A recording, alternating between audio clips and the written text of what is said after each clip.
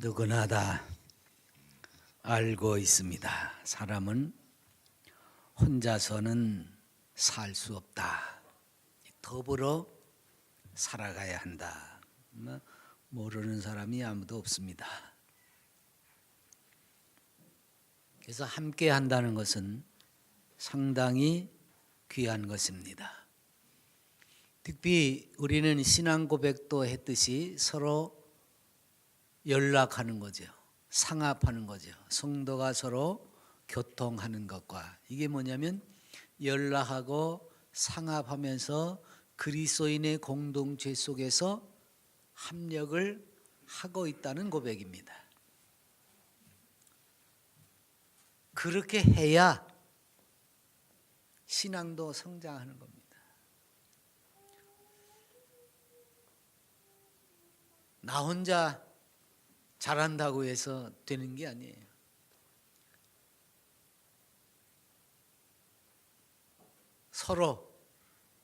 서로에게 돕는 이가 돼. 그래서 합력해서 선을 이루어가는 거죠. 오늘 말씀에 두 사람이 한 사람보다 낫다. 두 사람이 한 사람보다 낫다. 이 말은 일반 사회에서도 통용이 되고 있지만 특히 성도들에게 더 크게 강조되는 말입니다. 왜냐하면 하나님께서 하나님의 섭리를 인생들에게 나타내실 때에 늘 이렇게 사람과 사람이 협력하도록 하셨습니다. 그래서 에덴에서 사람을 지으실 때도 사람이 혼자 있는 것을 좋게 보시지 못하고 돕는 배필을 지어주셨습니다. 그러니까 혼자서 하나님의 뜻을 이행하는 것이 아니라 둘이 함께 협력해서 공동체로서 하나님의 역사를 감당해 나가도록 하셨다는 거죠. 그래서 구약의 역사를 보면 늘 사람과 사람이 손을 잡고 일을 하게끔 하나님이 만드셨습니다. 출애굽할 때도 모세에게 아론이 함께 하도록 했습니다. 가나안 정탐을 보내고 돌아왔을 때에 불가능하다고 10사람이 외쳤지만 갈렙과 여호수아는 아니다, 그들은 우리의 밥이라고 외치면서 40년 광야 생활 동안에 1세대가 다 광야에서 죽어나갔지만 여호수아와 갈렙은 그 가나안에 들어갈 수 있었습니다. 호렙산에서 지쳐가지고 차라리 내가 죽는 것이 좋겠습니다라고 탄원을 드릴 때에 하나님은 엘리사라고 하는 후계자를 엘리야에게 붙여주셔서 갑절의 영감으로 그 대를 이어서 하나님의 일을 감당하게 하셨습니다. 신약에 와서도 마찬가지지요. 하나님은 제자들을 파송할 때 둘씩 짝지어서 내보냈습니다. 바울과 바나바가 함께 일하게 하셨고 바울과 실라가 함께 주의 일을 감당하게 하셨습니다.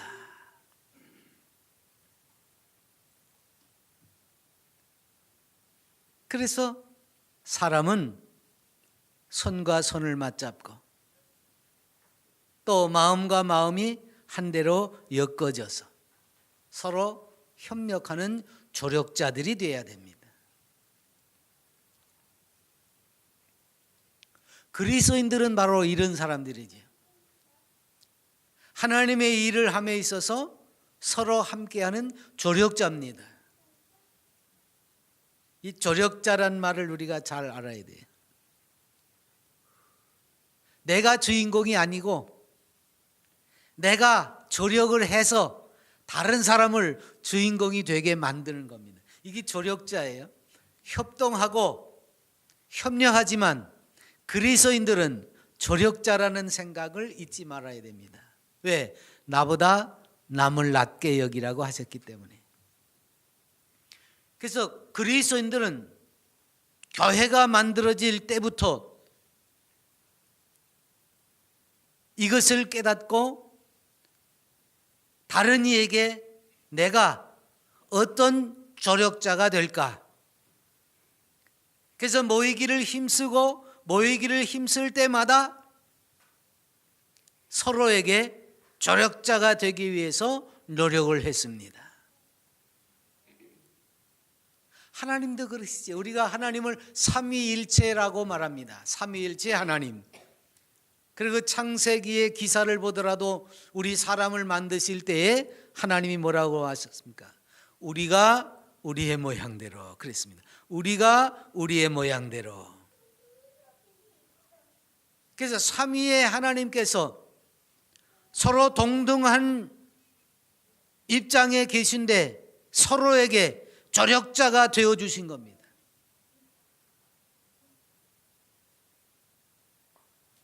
그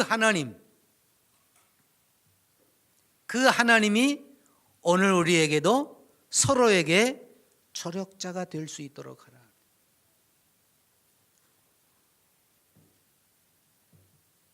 그 말은 독초하는 것이 좋지 못하니 하고 배필을 지어주셨습니다. 이 표현은 무슨 표현입니까? 하나님이 인생을 온전하게 지으셨지만 혼자서는 최선의 상태를 갖추고 있지 않다, 그런 표현입니다. 하나님이 불완전하시다는 것이 아닙니다. 하나님께서 창조하신 이 세상이 하나님의 모든 역사를 감당하고 있지만 하나님과 똑같을 수는 없잖아요. 그렇죠? 하나님과 똑같지는 그런 표현입니다. 하나님은 완벽하고 완전하십니다. 그러나 하나님의 형상을 닮은 인생은 완벽하지는 못해요. 하나님이 불완전하고 하나님이 완벽하지 못해서가 아니라 그것이 하나님과 인생의 다른 격입니다. 피조물과 창조물 사이의 다름입니다. 그래서 그 다름을 서로 협력함으로써 서로에게 조력자가 됨으로써 완전한 상태에 머물 수 있도록 하나님께서 배려하신 겁니다.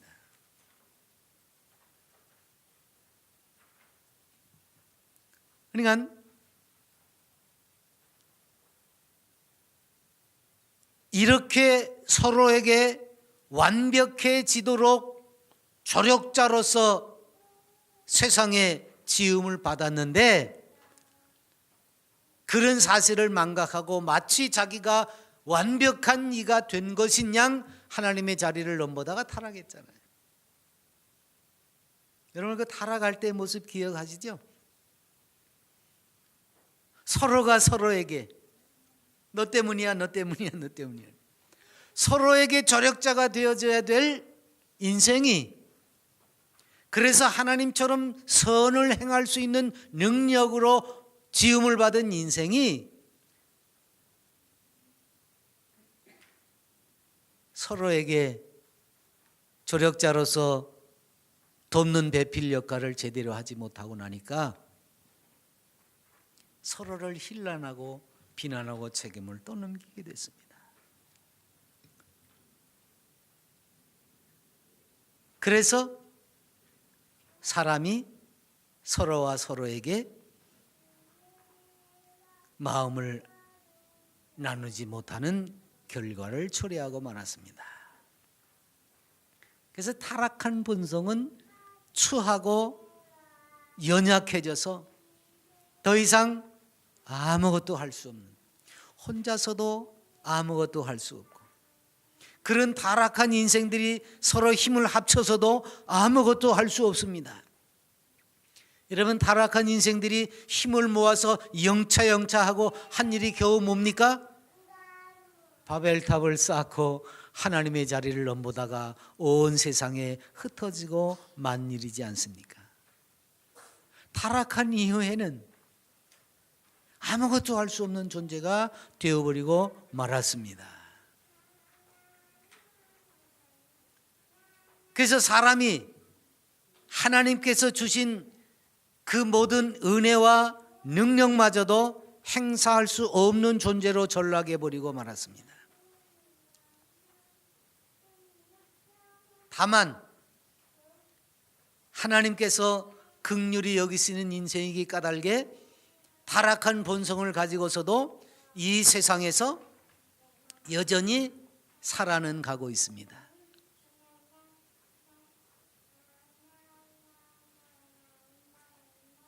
털끝만큼 가능성을 내재한 채로, 이건 뭐 어떤 구원에 대한 가능성이라는 얘기가 아닙니다. 최소한 인간의 자리에서 인간답게 살 수 있는 약간의 여지는 남아있다 그 말입니다. 여전히 하나님의 형상으로 지음을 받았기 때문에 여전히 금수와는 다른, 세상 만물들과는 다른 사람으로서의 그 조그마한 성향을 가지고 남아있는 겁니다. 근데 그것이 여전히 대단히 쓸모있는 것이 아니에요. 쓸모없는 채로 잠재력으로만 가지고 있어요.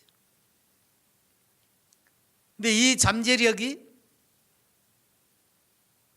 예수 그리스도를 만나고 그리스도인과 그리스도인이 서로 연락하고 상합할 때에 커다란 능력을 나타낼 수가 있습니다.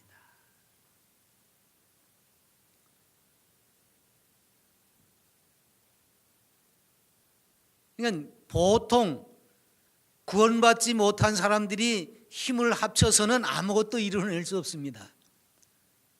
그런데 구원받은 사람들은, 예수 그리스도의 지체가 된 사람들은 모이면 모일수록 더 큰 힘을 발휘해낼 수가 있는 겁니다.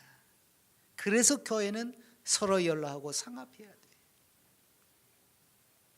물론 이 시대가 세상을 닮아가서 점점 개별적으로 노느라고 오늘날 교회가 개교회주의가 됐지요. 서로 경쟁 시대가 됐습니다. 합력하고 선을 이루려는 모습보다는 서로 경쟁하는 이런 시대가 됐습니다. 그만큼 하나님의 교회로서, 하나님의 성도로서, 하나님의 자녀로서 힘을 잃어가고 있는 거죠.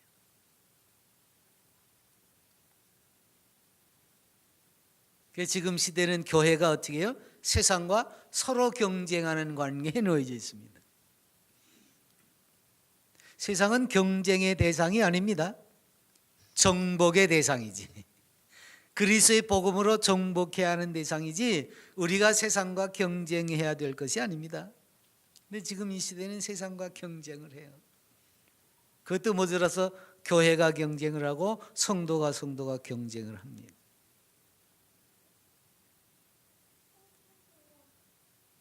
물론 사람은 어느 누구도 자신의 독창성과 개성을 잃어버려서는 안 됩니다. 그건 있어요. 하나님 앞에서 나는 나지요. 세상도 마찬가지입니다. 그렇다고 할지라도 독불장군은 없는 거예요. 혼자서는 아무것도 할 수 없습니다. 그래서 세상이 어떻게 돌아가요? 구심력과 원심력이 조화를 이루어서 세상이 돌아가는 겁니다.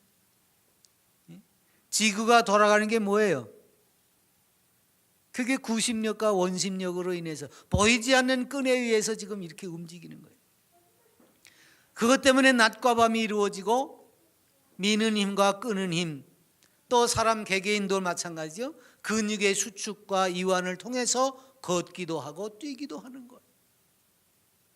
이런 물리적인 힘도 서로 상호작용을 하는 가운데 조화를 맞춰가는 거예요.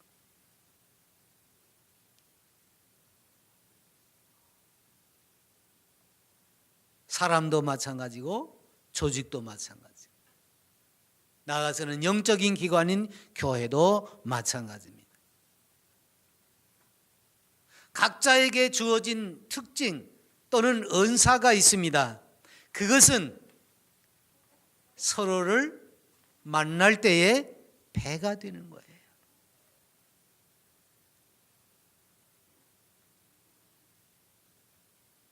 방언하는 은사를 가지고 있는 사람은 통역하는 은사를 가진 사람을 만날 때에야 비로소 하나님의 뜻을 드러낼 수 있습니다.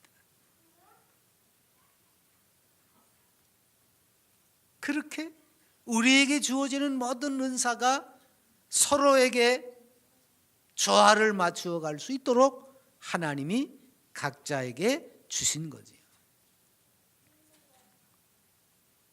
그렇게 만날 때 큰 힘을 발휘하는 거예요.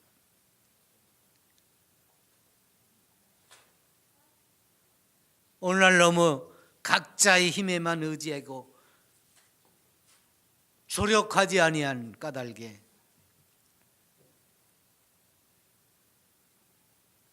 오히려 힘을 발휘하지 못해 위축되지요.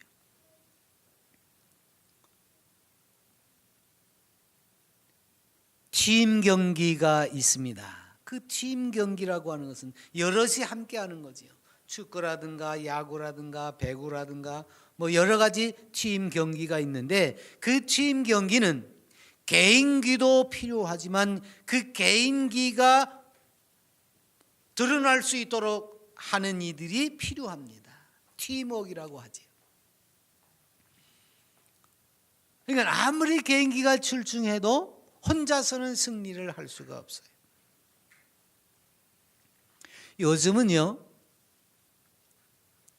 혼자 뛰는 마라톤 또는 자전거 경주 이런 거에서도요, 팀워크를 필요로 하고 있습니다.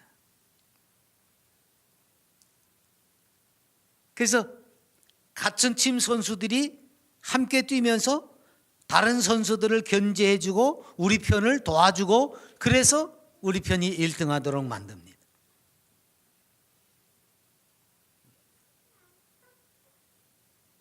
그래서 아무리 개인기가 좋아도 그런 다른 선수가 앞에서 자기가 나아갈 방향을 교묘하게 가로막으면 이 사람이 앞에 가서 1등을 못해요. 우리 편을 1등 만들기 위해서 그 조력자들이 뒤에서 이렇게 알게 모르게 진로를 막아서면서 혼자 하는 경기도 요즘은 이렇게 팀워크를 필요로 하고 있습니다. 여러분, 그리스도인들도 마찬가지입니다. 언제나 서로 연락하고 상합해야만 주님께서 교회에게 주신 그 사명, 마지막 승천하시면서까지 당부하신 그 명령을 이행할 수 있습니다. 여기에 가장 필요한 것이 뭐예요? 헌신입니다. 조력을 하려면 어떻게 해야 돼요? 내가 나의 재능을 앞세우지 말고 다른 사람에게 붙여야 됩니다. 그 사람이 돋보이도록 만들어야 돼요. 그러니까 헌신이란 말은 자기 유익을 돌보는 것이 아닙니다. 자기식으로 하는 게 아닙니다. 다른 사람의 방식에다가 내 힘만 보태는 겁니다. 이게 헌신이에요. 근데 요즘들은 어떻게 헌신한다고 하면서 뭐 내가 헌신했는데 그러고 자기가 앞에 두각을 나타내려고 하는 사람들이 많아요. 그러면서 헌신한데 맨날 자기가 두각을 나타내 가지고 앞장서 가지고 뭘 이러면서 내가 헌신하려고 하는데 아니에요. 천만에. 그리스도인들의 헌신은 뭐예요? 이름도 없이 빛도 없습니다. 다른 사람이 빛나도록 하기 위해서 내가 거기에 붙는 거예요. 내 힘을 보태는 거예요. 그래서 자기를 포기하는 겁니다. 자기 유익을 구해서도 안 됩니다.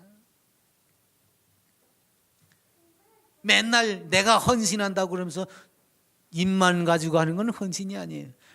나는 숙이고 그 힘만 다른 사람에게 보태는 겁니다.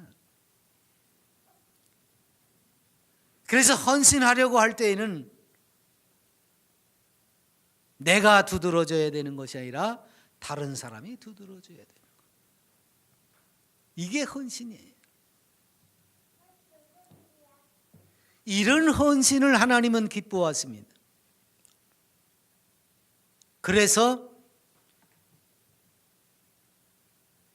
두 사람이 한 사람보다 낫다. 그 말은 그 둘이 서로 헌신하려고 함으로써 더 좋은 큰 힘을 나타낼 수 있기 때문에. 그래서 그 큰 힘을 나타내는 결과가 이제 상으로 돌아오는 거지. 왜 둘이 한 사람보다 낫냐?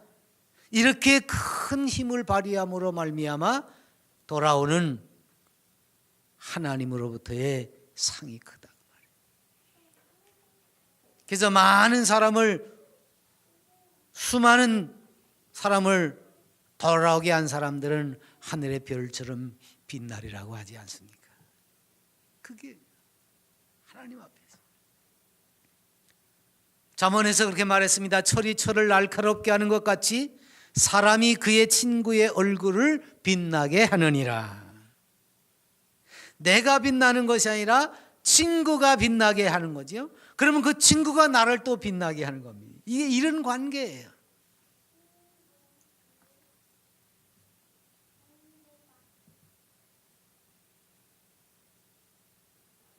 요즘 말로 하면 그 시너지 효과라고 그러는 겁니다. 둘이 하나로 모이니까 일이 합쳐지면 둘이어야 되는데 둘이 아니라 세, 넷 이상의 결과가 쏟아지게 된다고 말이에요. 왜? 둘 다 빛나게 되기 때문에 그렇습니다.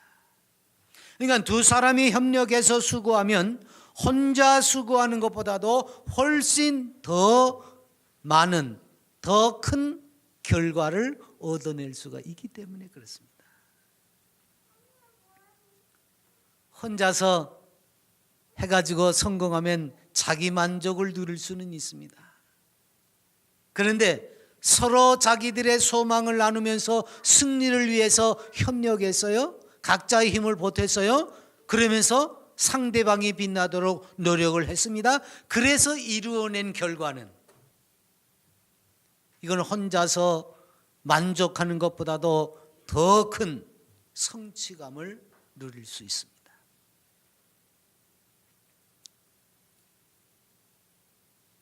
이런 은혜가 주님으로부터 주어지는 거죠. 그러니까 그리스도인들은 적어도 이렇게 서로 연락하고 상합함으로 말미암아 주께서 예비하신 의의 면류관, 생명의 면류관, 이런 상급들이 우리에게 예비되어진 것을 바울처럼 믿고 정진을 해 나가야 되는 거죠. 또 두 사람이 한 사람보다 나은 것은 둘이 있으면 혼자 있을 때 넘어지면 일으킬 사람이 없지만 둘이 있으면 일으켜줄 사람이 있기 때문이다 그랬습니다.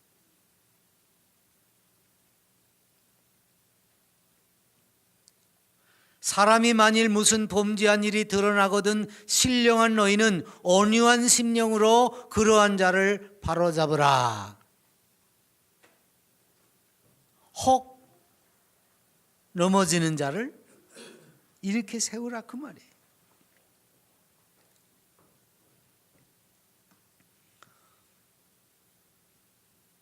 인적 없는 곳에 혼자 여행하다가 넘어져서 부상을 입으면 도와줄 사람이 없지요. 요즘은 또 그래도 이제 다들 휴대폰을 들고 돌아다니면서 혼자 고립이 돼도 전화가 통하지만 깊은 산속에 들어가면 전화도 잘 안 통할 때가 있지요. 그때는 참 난감한 거예요. 이제 저는 운동을 이제 자전거 타는 운동을 자주 하는데 되게 뭐 혼자서 하잖아요. 세상 사람들은 뭐 동호회원들이라고 해서 모여서들 많이 하는데 저는 이제 목회자들하고 가끔 모이기도 하지만 혼자서 운동을 할 때가 많습니다. 자전거도 혼자, 오토바이 타고 나가는 것도 혼자 할 때가 많은데 사람들이 걱정을 많이 해요. 혼자 나가가지고 넘어지면 어떻게 해요? 그러면서 걱정을 많이 해주더라고요. 근데요, 세상은 그래도 살만한 게 돌아다니다가 어디서 좀 위험한 일을 당해도 주변에 사람들이 도와주려고 이렇게 덤벼들어요. 그러니까 또 그런 데 가면 많은 사람들이 있어서 꼭 내가 아니고 나하고 친분 관계가 있지 않아도 다른 사람들이 도와주려고 하는 이들이 있습니다. 그래서 세상이 아직 살만한 거예요. 그런 것처럼 우리는 누군가에게 도움을 줄 수 있는 조력자가 되기를 항상 준비하고 있어야 돼요. 인생 항로라는 것이 그렇잖아요. 혼자서만 애쓴다고 다 되는 일이 아니에요. 정말 모질고 험한 길을 가는 것이 인생길이라고 하지 않습니까? 특히 그리스도인들은 어떻습니까? 사방에서 우는 사자처럼 삼킬 차를 찾아 돌아다니고 있는 그 사단이, 마귀가 시시탐탐 우리를 노리고 있지 않습니까? 그런데 혼자서 버티겠습니까?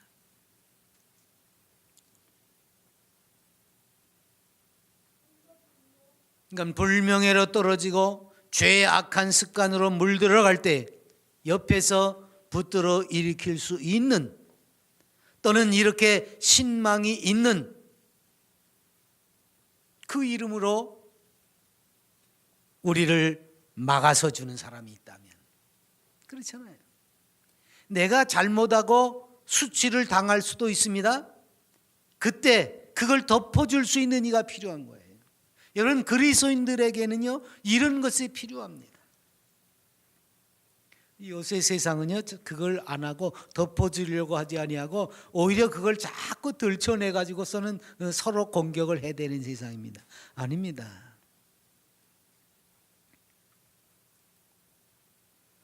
그러니까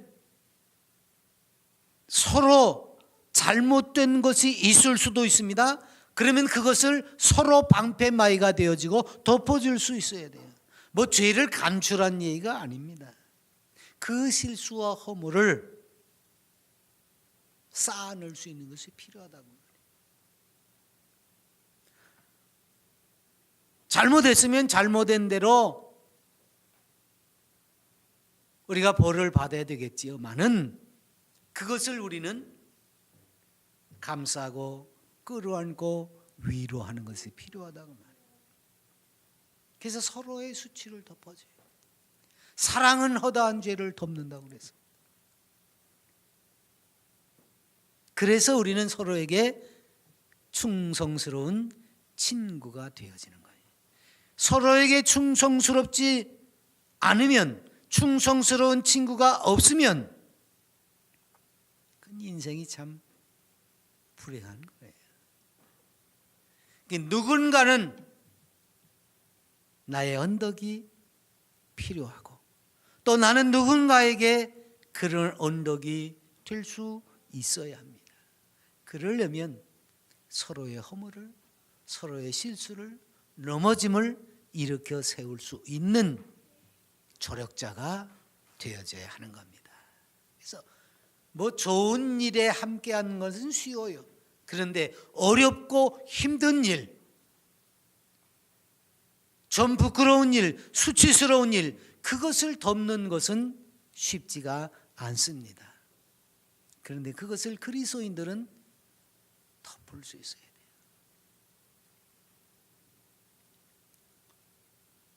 그렇게 서로 도와서 그 잘못한 것으로 말미암아 마귀의 올무에 빠지지 않도록. 누구나가 실수는 할 수 있습니다. 근데 그 실수를 틈타서 사단의 공격을 받아내서 무너져 버릴 수도 있기 때문에 우리는 서로에게 그 모든 실수와 허물을 나누며 덮고 끌어안는 것이 필요하다고 말이에요. 서로에게 모자라는 부분을 채워주고 그래서 풍요롭게 하는 거죠. 서로의 믿음의 해가 되는 것을 방패마이가 되어주고, 그래서 서로 옹호해 줘야 돼요. 요즘 반기독교 세력들이 굉장히 득세를 하고 있지요. 오죽하면 기독교를 개독교라는 표현을 써가면서 이야기를 해요.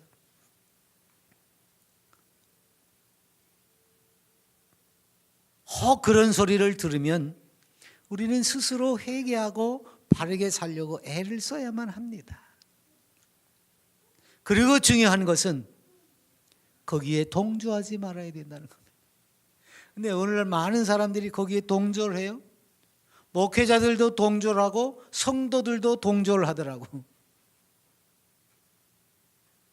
같이 아픈 마음을 갖고 회개하고 그 잘못한 부분을 드러날 때에 내 스스로 잘못한 것처럼 돌이키는 자세를 갖는 것은 중요합니다.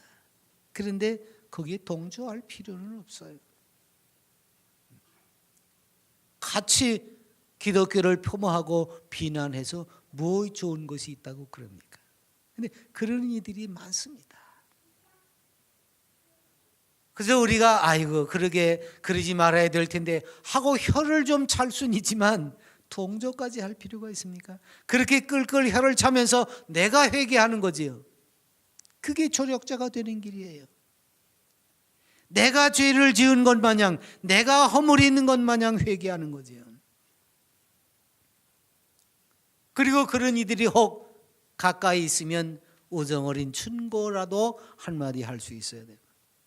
그게 어려우면 묵묵히 기도하고 하나님 앞에 의탁을 하는 겁니다. 그래서 서로에게 조력자가 될 때에 이렇게 영적으로 더욱 성숙한 신앙가가 되어져 나가게 되는 거지요.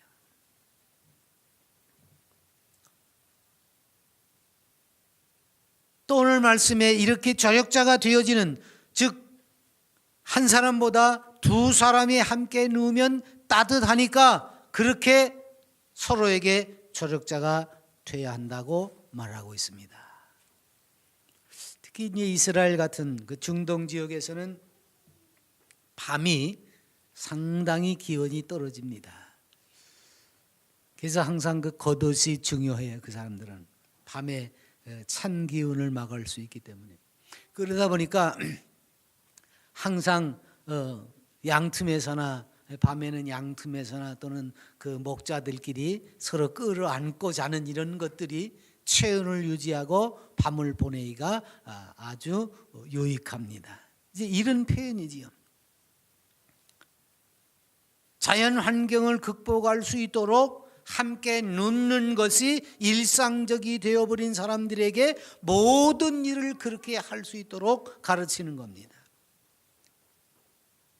사실 이 사람들에게 함께 눕는다는 것은 우리가 함께 눕는 것하고는 차원이 달라요. 그래서 함께 눕는다는 것은 이 사람들은 생명을 보존하는 일입니다.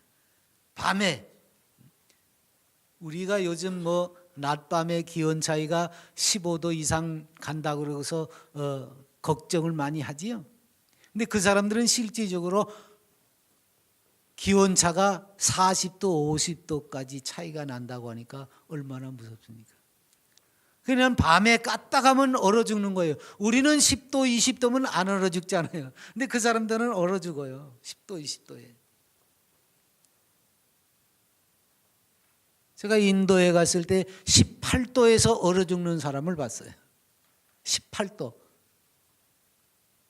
새벽에 기온이 18도로 떨어졌는데 얼어 죽었어요.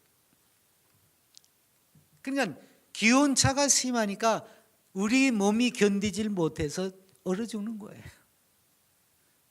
그러니까 이 사람들이 함께 눕는다고 하는 것은, 중동 지역이나 이런 좀 더운 지방에서 함께 눕는다는 것은 생명을 보존하는 일입니다.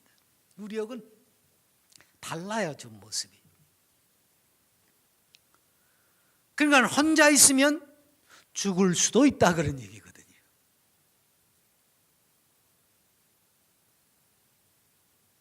그러니까 사람들이 요즘 외로움을 견디지 못하고 생을 마감하는 사람들도 있잖아요. 혼자서 버티고 버티다가 죽지 못해서 살다가 그만 포기해버릴 때 이런 현상이 나타나는 거죠. 이럴 때 누군가에게 손을 내밀 수 있으면, 여러분 양화대교라든가 한강다리라든가 그 중간에 전화기가 설치되어 있습니다.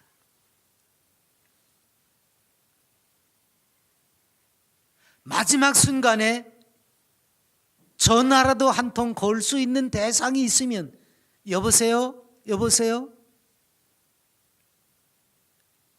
그래서 그 말 한마디를 나눌 수 있는 사람이 있으면 그 사람이 강으로 떨어지지 않고 돌아설 수 있는 기회를 얻을 수 있기 때문에 거기에 전화기를 설치해 놓고 당신에게는 아직 기회가 있습니다, 뭐 이런 문구를 새겨 놓은 거죠. 혼자서는 죽지 못해서 버티고 버틸 수밖에 없는 세상이지만 누군가와 함께 할 수 있으면 이렇게 소생할 수 있게 되는 겁니다. 그래서 우리는 서로가 서로에게 위로자가 돼, 조력자가 돼. 그래서 우리들이 가지고 있는 그 힘이 꽃을 피워야 돼. 시너지 효과를 발휘해서 하나 더하기 하나는 둘이 아니라 하나 더하기 하나가 셋, 넷, 다섯, 심지어는 10까지도 상승할 수 있는 효과를 나타냅니다. 혼자서는 미약하지만 서로 협력할 때에는 상대에게 큰 힘이 되어져서 불가능할 것만 같은 일들도 해낼 수가 있는 겁니다. 그 성경은 뭐라고 그랬어요? 힘이 없는 자들을 붙들어주며 모든 사람에게 오래 참으라. 힘이 없다고, 연약하다고, 아무것도 못한다고 무시하지 말라, 그 얘기입니다. 그리고 저 혼자 하려고 그러지 말고 좀 그 사람을 붙들어주고 기다리면 좋은 결과를 맛볼 수 있다고 말합니다. 그래서 오늘이라 일컫는 동안에 매일 피차 권면하여 너희 중에 누구든지 죄의 유혹으로 완고하게 되지 않도록 하라. 여기 힘이 없는 자들을 붙들어준다는 표현을 또 이렇게 조금 더 완곡하게 표현했습니다. 매일 피차 권면해서 죄의 유혹으로 완고하게 되지 않도록. 힘없는 자들을 붙들어주지 않으면요, 죄의 유혹으로 완고하게 될 수도 있습니다. 그러다가 모진 세상이 되어버리고 마는 거지요. 그래서 붙들어줍니다. 많은 사람이요, 신앙생활을 하다가 포기하는 일도 있습니다.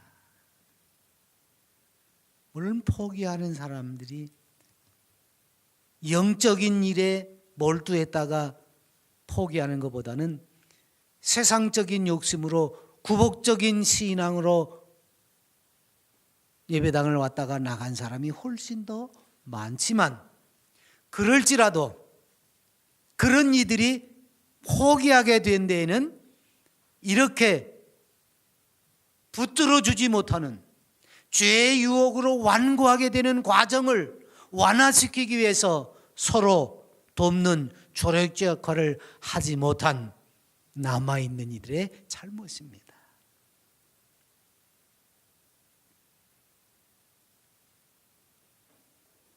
힘없는 이들을 붙들어줘야 되고 죄의 유혹으로 완고하게 되어지지 않도록 그들을 권면하고 권계해야 되는데 그 일을 못해서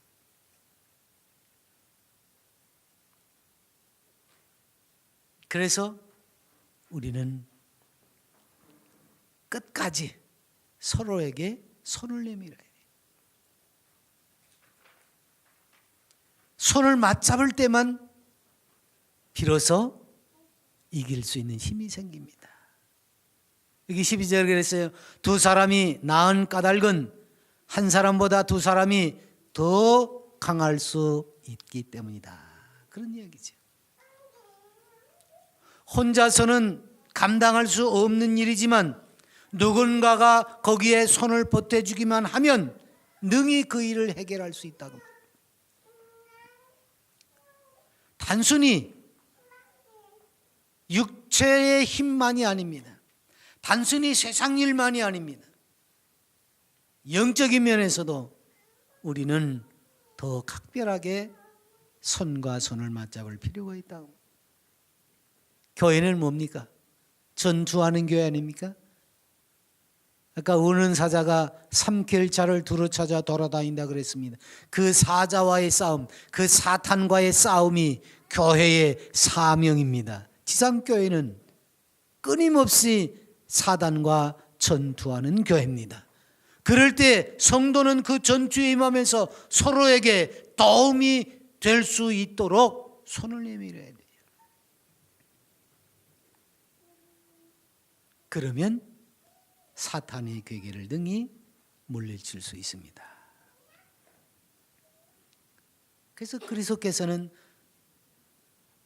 내가 너희 안에 너희가 내 안에, 주님도 우리와 합력하기를 원하셨고 그 다음에 우리가 서로가 서로에게 하나가 되기를 원하셨습니다. 이게 서로 연락하고 상합해서 우리는 그리스도의 지체가 되고 지체는 지체끼리 또 성으로 교제하고 나눌 때에 교회로서의 아름다운 힘을 발휘하면서 사단의 괴계를 물리칠 수 있는 것입니다. 그래서 더욱 주 안에서 우리는 결속할 수 있어야 돼요. 그래서 성경이 스스로 선함이 가득하고 모든 지식이 차서 능히 서로 권하는 자가 되라. 서로 권하는 자가 되라.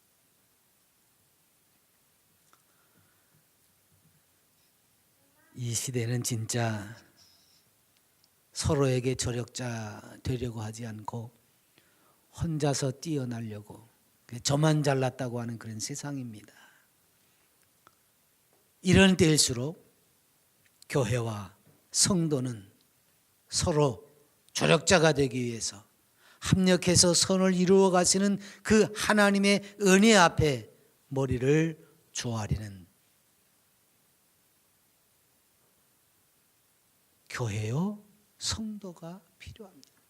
그래서 언제나 나보다 남을 낮게 여기는 조력자, 주님마저도 하나님이시면서 하나님과 동등된 권세를 누리지 아니하시고